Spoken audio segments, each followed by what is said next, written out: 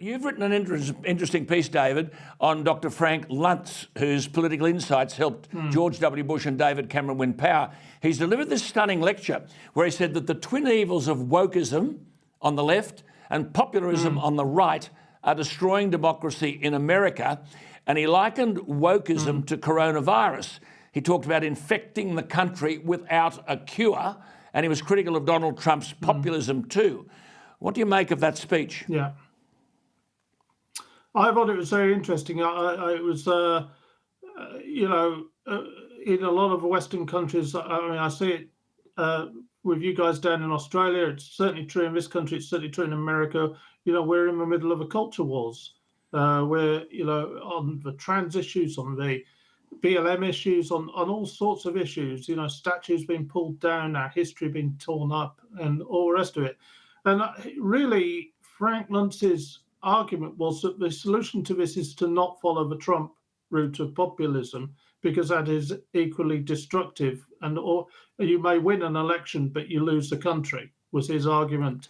I thought, and I think there's a lot to be said to that. I thought the interesting point was that young people aged 18 to 29, 57% felt that, the country, your country, was racist, that it discriminated against people, 20% high. But this is the stuff that's being taught in schools and universities. And the 18 to 29-year-olds now were at school and it was pumped into them. They should be ashamed of their country because it's racist and practice white supremacy. I mean, I hate that word woke, but to our viewers basically means being alert to racial prejudice and discrimination. So I'm a bit woke, and I believe that Britain's a racially prejudiced country and discriminates against sections of the community. Why be surprised when this stuff's being taught in schools?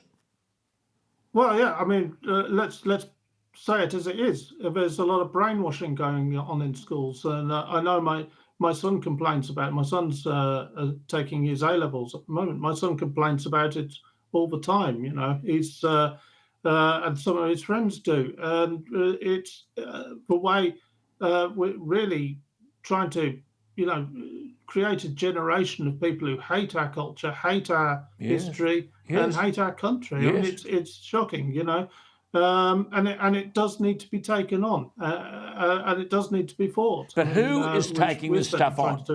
What's being done about it? Nothing being done here in this country. What's being done about it in yours?